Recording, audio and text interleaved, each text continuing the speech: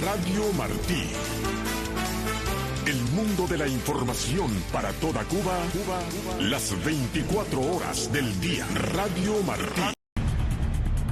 Venezuela hoy. Un análisis profundo sobre la situación actual que vive el pueblo venezolano. Venezuela hoy. Conducido por Alejandro Marcano Santelli. Hola, ¿qué tal amigos? Gracias por estar nuevamente con nosotros en este espacio de Radio Martí, acompañados del equipo Efraín García hoy en los controles técnicos y Alejandro Sayas Bazán en la producción del espacio. Bueno, vamos a hablar de presos políticos, vamos a hablar de la situación que están viviendo, no solo en Venezuela, quiero compararlo hoy con el pueblo cubano, donde hay 1.117 en las mismas condiciones que se está viviendo en mi país de origen, Venezuela. Tengo en el panel hoy a Michael Lima de Cuadra, director de la ONG Espacios Democráticos, y desde Venezuela tengo al abogado Pablo Aure, profesor universitario. Michael, quiero comenzar contigo. Estoy haciendo un reportaje para las plataformas de Martí Noticias, en las que hay informes del Observatorio Cubano de Derechos Humanos, en la que tengo un testimonio tuyo también, información del seguimiento que se le hace, tú particularmente lo haces muy de cerca con el líder del ONPACU, José Daniel Ferrer, escuchando los testimonios de videos que me enviaste de Nelva Ismaray. Pues me doy cuenta, hay una parte donde ella relata que los presos están en tan malas condiciones, un país cuya pobreza alcanza casi el 90%, al igual que en Venezuela, se están comiendo hasta las ratas. Testimonio dicho por José Daniel Ferrer, transmitido por su esposa. ¿Qué nos cuentas de este caso? Bienvenido. Un gusto estar contigo, Alejandro, en tu espacio. Un saludo a Aure y a toda la audiencia en Cuba y en el mundo. Bueno, pienso que no se puede normalizar el horror de las prisiones en Cuba, tampoco la de Venezuela ni ninguna otra parte.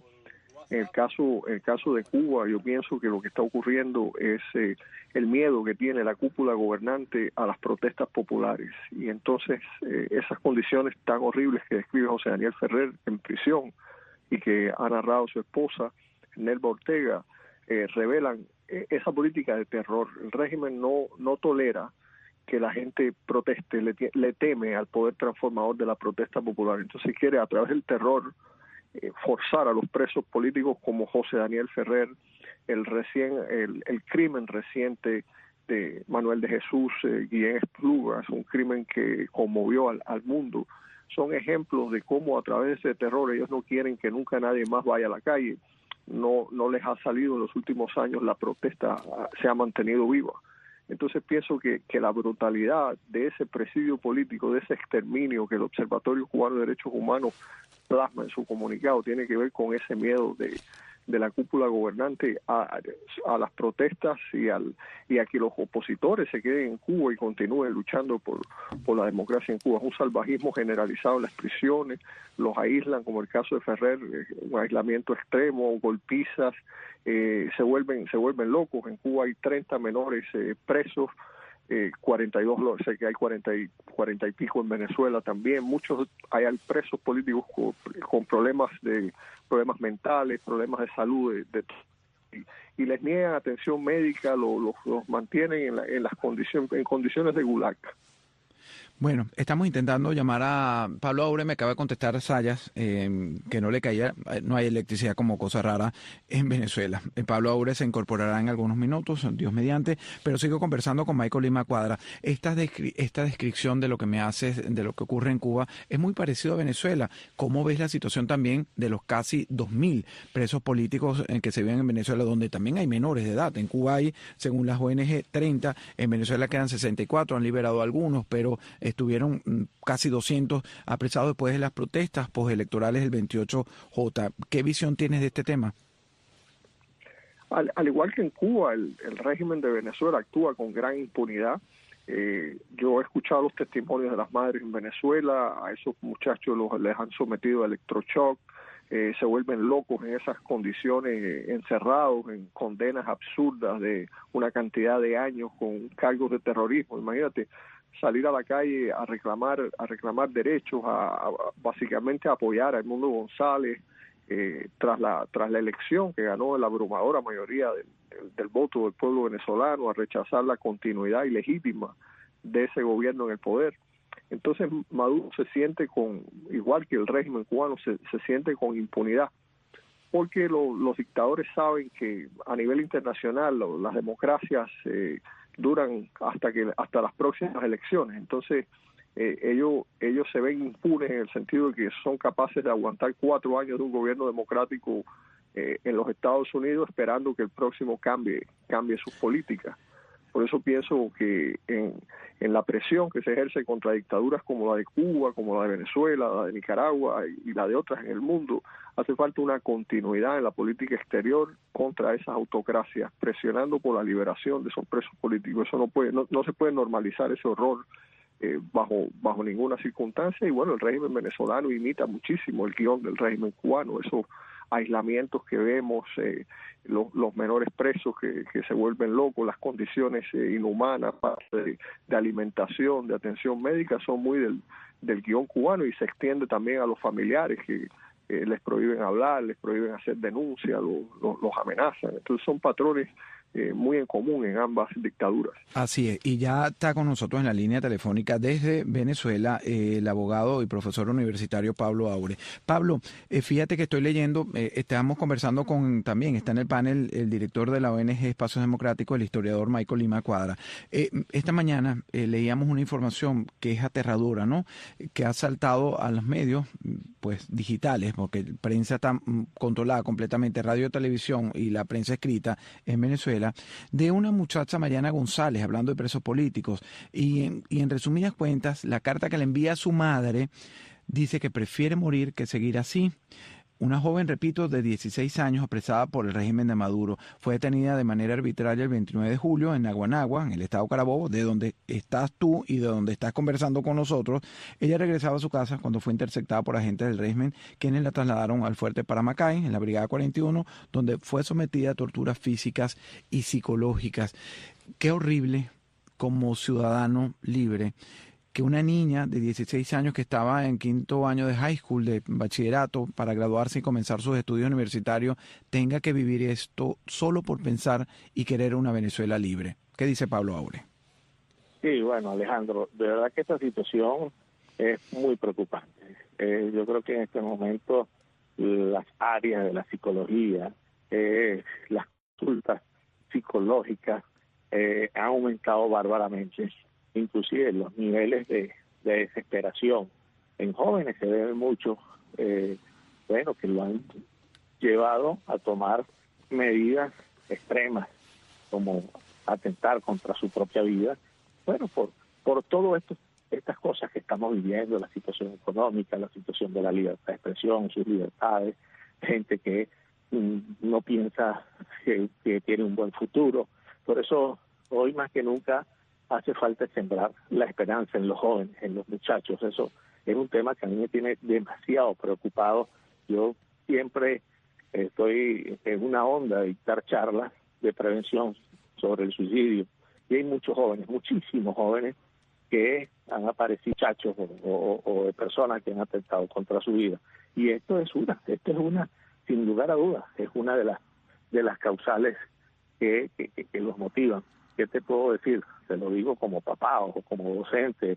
Por supuesto, esto me tiene que preocupar altamente, pero ante eso hay que decirlo a esos jóvenes, hay que hablar con esos jóvenes, hay que buscar asistencia psicológica para esos jóvenes. Tenemos muchos números acá en Carabobo y en Venezuela donde se está atendiendo ese tipo de llamadas para poder facilitar, eso es lo que te puedo decir, facilitar asistencia psicológica. Aquí en la Facultad de Ciencias de la Salud, en la Universidad de Carabobo, tenemos una línea precisamente para atender ese tipo de eventualidades que cada vez se hace constante. Y eso, eso no se puede combatir sino sembrando esperanza, pero las esperanzas se siembran es hablando con las verdades, o sea, para que tú no digas algo distinto a lo que está viendo en la calle, pero que podemos revertir esto con nuestro esfuerzo, nuestra dedicación, nuestro desempeño. Yo no estoy hablando, hay que salir de Maduro, hay que salir de fulano, hay que salir de este gobierno, no. Yo creo que cuando empecemos a enfocar el problema de raíz, ahí van a empezar a cambiar las cosas. Cuando te digo comenzar a cambiar, el problema de raíz es en el lugar donde nos desenvolvamos, en el salón de clases, en nuestra urbanización, en nuestro barrio, en nuestra vereda, en nuestro edificio. Saber que podemos dar más de lo que hemos dado y ser más solidarios. Eso es algo que tenemos que fomentar en estos momentos difíciles para el país. Es fomentar la solidaridad, la atención, la asistencia, decirle a los jóvenes, desde luego que tienen futuro, aquí te apoyamos con esto, con esto, con esto. Bueno, muchas veces una palabra bien dicha en el momento indicado puede salvar muchas vidas. Claro, pero la circunstancia, además de ese trabajo que hacen ustedes, no es fácil en un ambiente, tanto en Cuba como en Venezuela, donde saben que el expresarse, en manifestarse en contra de un régimen que tiene a sus padres, a sus abuelos, a su entorno en una absoluta precariedad, donde pareciera... Es muy difícil, ¿no? Estamos claros, Alejandro, es muy dificilísimo, pero nosotros tenemos que darle la vuelta a esta circunstancia, y la vuelta no se le da de un día para otro, la vuelta se le da partiendo de nuestro propio entorno. Desde luego que la raíz de todo es el gobierno, desde luego que la raíz de que se estén cerrando las posibilidades, como te digo, las oportunidades, por supuesto por mala gestión del gobierno, pero nosotros desde abajo, creo que nos hemos equivocado en la estrategia y por supuesto de las tácticas. Bueno. Yo creo que nosotros tenemos que ir desde lo mínimo hacia lo máximo. Aquí se quiere cambiar de una vez con la misma gente, con los mismos venenos que podemos tener cada uno de nosotros. Salir de una vez del chavismo y que amanezcamos un día ya todo en libertad, todo con las industrias. Eso es una falacia, que es imposible lograr. Ahora, si empezamos... y viendo el escenario, y perdona que te interrumpa, Pablo, porque quiero pulsar también al otro invitado, Pablo Aure, profesor y abogado desde Venezuela, y tengo a Michael Lima Cuadra, historiador y director de la ONG Espacios Democráticos. Michael, fíjate que en esta explicación que está dando Pablo, evidentemente hay que ayudar, hay que entender una mano, pero cuando te das cuenta del ambiente, el barbecho que hay, pues no te permite decir aquí no van a hacer nada diferente mientras no se cambie el régimen. Evidentemente Pablo tiene que ser muy cuidadoso, está en Venezuela. Además, Pablo, a la vuelta, en el próximo comentario quiero que me cuentes tu experiencia como preso político del régimen chavista. Pero te quiero preguntar, Michael, ¿cómo se siembra esperanza en nuestros pueblos, en Cuba y en Venezuela, cuando estamos viviendo estos momentos en el que hablar de libertad o pedirla te llevan a mazmorras con condenas injustas de más de 20 años?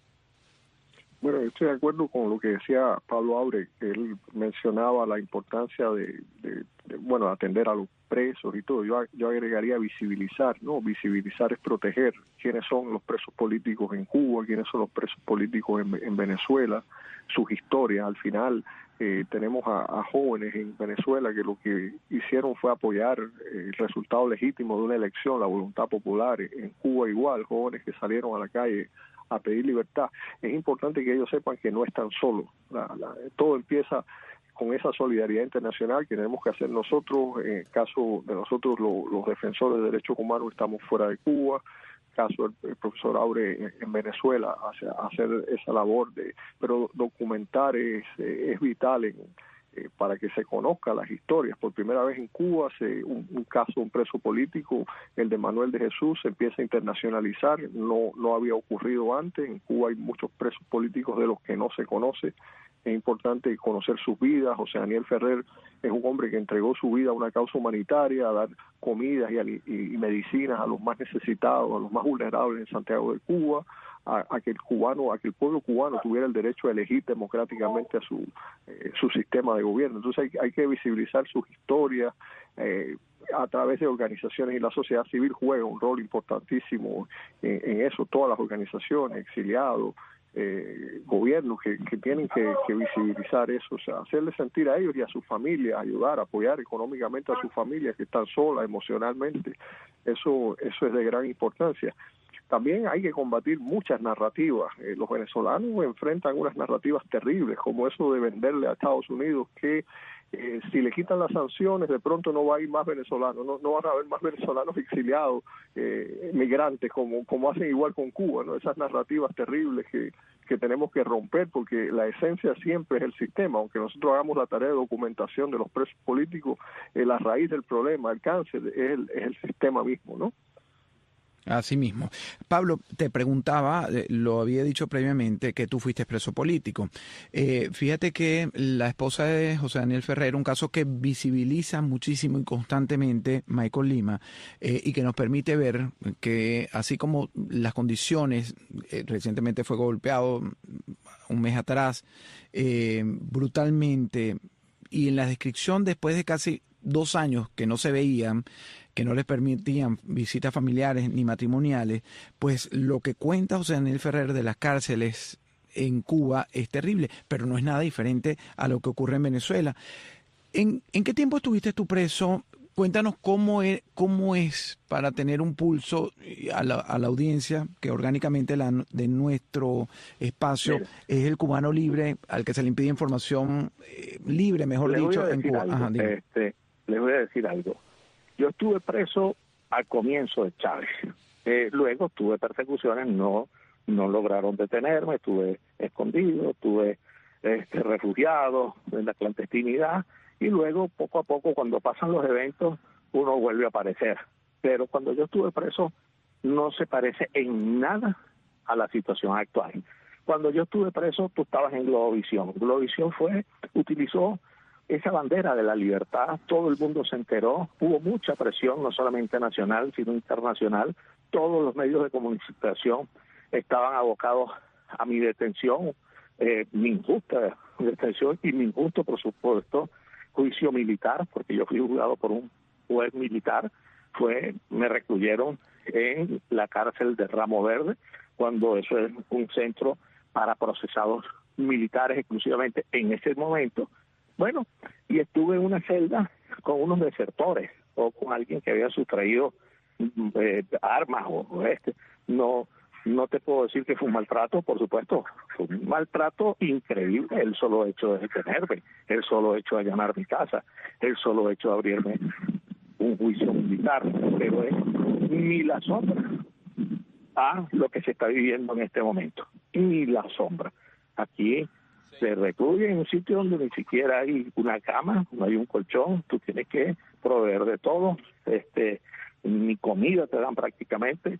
Son condiciones totalmente distintas. La gente no tenía miedo a opinar y decir lo injusto que fue el régimen de Chávez en estas cosas. Ahora no, ahora alguien detiene y más bien la gente guarda silencio, porque si no le pueden allanar la casa. El silencio aquí es la principal arma que ha utilizado para mantenerse el régimen, el silencio del oprimido. Y eso es lo que siempre buscan este tipo de regímenes, ¿no? Acallar voces para que, no para que se piense que todo está normal, no, para no alborotar a otros. Y eso es lo que está ocurriendo. La condición de los presos en este momento, por supuesto, es muy delicada. Primero, que están detenidos injustamente o secuestrados, o la palabra que ustedes quieran utilizar, que no tienen un debido proceso, que ni siquiera cuentan con un defensor privado. Yo tenía mi defensor privado, que fue el que me asistió en la audiencia de presentación. En este momento hacen las presentaciones en la noche y te obligan a que sea un defensor público de presos. Es decir, todas las arbitrariedades que tú puedas encontrar en un procedimiento o en un proceso penal, lo puedes encontrar si revisas los expedientes de los casi 2.000 presos políticos que tenemos en las mazmorras venezolanas. Bueno, tienes ahí un ruidito extraño, pero bueno, entendemos las condiciones en que estás en Venezuela también. Mis invitados son Pablo Aure, abogado y desde Venezuela, y el historiador Michael Lima Cuadra. Michael, la verdad es que crece en la lista de presos políticos, la comunidad internacional ahora esperando un cambio de gobierno aquí en Estados Unidos, el cambio de administración demócrata-republicana a partir del 20 de enero. Entonces, ¿cuál es el futuro? ¿Cómo ves tú lo inmediato? de nuestras naciones en temas de libertad, en temas de los presos de conciencia políticos, de mejores condiciones de vida, de un cambio, de ese cambio por el que trabajamos a diario, tú en tus plataformas, en tu sitio, nosotros también a través de lo que hacemos aquí en Radio y Televisión Martí, y cada uno como ciudadano en el exilio, en cualquier rincón del planeta, pues buscando visibilizar, gritar al mundo entero que estamos en regímenes que no respetan los derechos humanos. Bueno, yo siempre mantendré la esperanza. Un día vi caer el muro de Berlín, viví en Cuba, entonces vi colapsar todas esas dictaduras que conformaban el campo socialista, lo que era la esfera de la Unión Soviética. Así que yo sí creo que es posible salir de un mundo gobernado por dictaduras. A los defensores de los derechos humanos nos toca a nosotros mismos empezar visibilizando lo que pasa en Cuba, lo que pasa en Venezuela, lo que le ocurre a los presos políticos. Estamos en un momento difícil internacionalmente porque las autocracias a nivel global han crecido, ya casi el 40% de la población mundial vive en gobiernos autoritarios. China, Rusia, Irán son los que están rigiendo el campo de los países dictatoriales. Se ayudan mutuamente en las Naciones Unidas, en el Consejo de Derechos Humanos, se ofrecen ayudas financieras. Entonces, hace 30 o 40 años, ser una dictadura pequeña, como digamos aquellas dictaduras militares de las Américas, en las décadas de los 70 y 80, era más difícil porque existía la presión internacional, funcionaba más. Hoy día las armas con las que contamos los que hacemos la lucha pacífica son muy limitadas, las hemos usado todas. Y nos enfrentamos a un mundo muy dividido. Estados Unidos no tiene el poder que tuvo en algún momento para influir. Pero yo pienso que ese periodo oscuro que estamos viviendo va a pasar, porque la libertad es el estado natural de los seres humanos y ese clan, esa pandilla, autocracias globales se va a desvanecer. Probablemente colapse internamente ante el reclamo de cada uno de esos países que viven dictadura de vivir en democracia. Así que yo siempre tengo esperanza en el futuro y le pido a las democracias, Estados Unidos, a Canadá, donde vivo, que mantenga una política continua hacia las dictaduras. Los dictadores apuestan a que en 4 años acabe el gobierno de Trump, a que en 4 años acabe el gobierno de otro presidente democrático y entonces venga uno más amistoso a su tipo de régimen. En el caso de Venezuela no se puede aceptar a Maduro. Maduro perdió las elecciones, un gobernante ilegítimo, ha cometido crímenes de lesa humanidad. En Cuba igual, no hay elecciones hace más de 70 años. Pero esa política se tiene que continuar en administraciones, como una vez hubo una política continuada contra la Unión Soviética en la era de la Guerra Fría. Bueno, Michael, te agradezco. Me voy a contagiar de tu esperanza. Recordé una frase que mi mamá siempre me decía, no hay mal que dure 100 años, ni cuerpo que lo aguante. Así que confío en que la historia ponga en el más corto tiempo para que podamos verlo en vida, estos cambios tanto en Venezuela, en Nicaragua, como en la isla de Cuba. Gracias, Michael. Al abogado Pablo Aure, desafortunadamente lo perdimos, se volvió a ir la electricidad, así que nuevos cortes, así como se vive también en Cuba, lamentablemente, pero lo tenemos en alguna otra oportunidad. A ustedes gracias por acompañarnos, gracias a Efraín García en los controles técnicos, a Saya Bazán en la producción de este espacio y este servidor, Alejandro Marcano Santelli, se despide hasta un nuevo momento.